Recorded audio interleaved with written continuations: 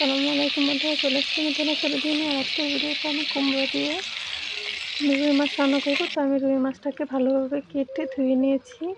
তারপরে আমি কুমড়ো মাছটাকে কেটে নিয়েছি। চুলা একটা কড়াই বসিয়ে দিয়েছি। কড়াইতে দিয়ে দিলাম পেঁয়াজ কুচি, রসুন বাটা, হালকা একটু আদা বাটা।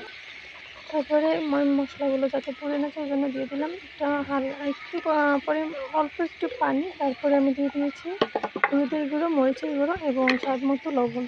তারপরে দিয়ে দিলাম আমি ধনিয়া গুঁড়ো। এখন আমি মশলাগুলোকে ভালোভাবে নেড়ে দেবো। মশলাগুলো হয়ে গেলে তার ভিতরে আমি দিয়ে দেবো কেটে রাখা কুমড়ো। তো দেখুন আমার মশলাগুলো হয়ে গেছে, উপরে তেল চলে আসছে মশলার। তারপরে আমি কুমড়োগুলো দিয়ে দিলাম। এখন কুমড়োগুলো ভালোভাবে নেড়ে সেদ্ধ হওয়ার জন্য হালকা সেদ্ধ হওয়ার জন্য পানি দিয়ে দেবো। আর পানিটা যখন বলক চলে আসবে কুমড়ো সেদ্ধ হয়ে যাবে, তার উপরে আমি মাছগুলো দিয়ে দিলাম।